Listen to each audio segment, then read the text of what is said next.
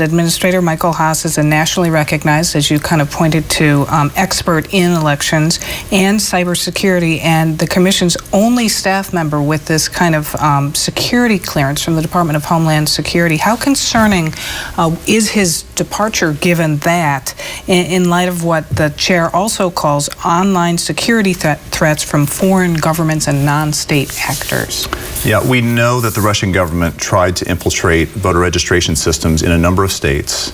They apparently tried to do that in Wisconsin unsuccessfully. They may have actually targeted the wrong agency, but there were attempts there, and there's still an interest on the part of the Russian government and other actors to do that.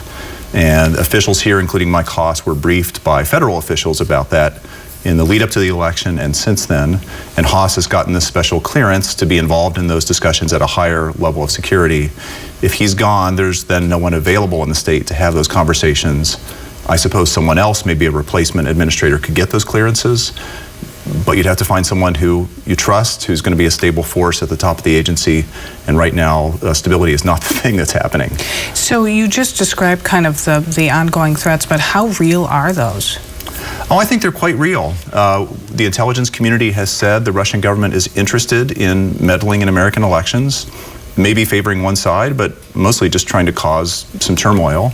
And a lot of these systems are online, and they're attempting to get access. In a couple of states, it looks like they actually were able to see the files and download the files. That happened in Illinois, I think also in Arizona. We have a new online voter registration system that just went into effect at the beginning of this year. So that's a new phase of voter registration in Wisconsin that has an online component that I think needs to be monitored this year. There's just a lot of things to watch. And having somebody at the helm who understands those issues and has been in the conversations with federal intelligence officials would be really helpful. Have you, as an expert in this world, reached out to anyone who's in the midst of making these kinds of personnel decisions in the state of Wisconsin?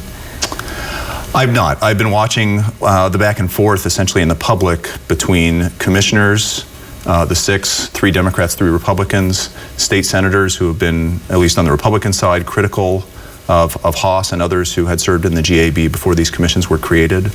And I think we're all watching from the outside that showdown go down, and to see what the legal status of the commissioners is in terms of picking a new administrator. Is this kind of making a buzz nationally among experts like yourself? It is, in part because it's surprising. Wisconsin had been a state that had been held up as a model of good government when it comes to elections. Most states have a partisan elected Secretary of State who runs elections. That's true in probably over 40 states. Some states also have boards of elections, but those can have a partisan taint as well.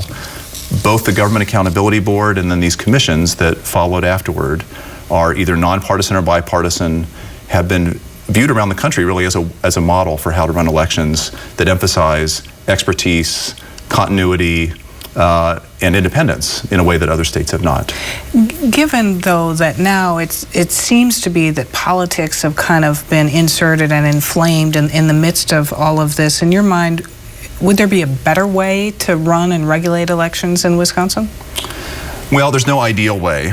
I don't know if we created a system from scratch today, we would decide that every town and village should have its own clerk, for example, or that we would design the ballots the way we do. There are a lot of things that have just crept up as part of our history, and I think voters and election officials have become used to them, and it would be difficult to change.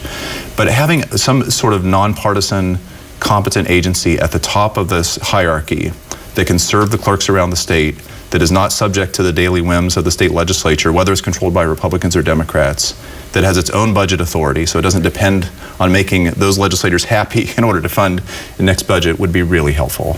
All right, we leave it there. Barry Burden, thanks very much. Glad I could be here.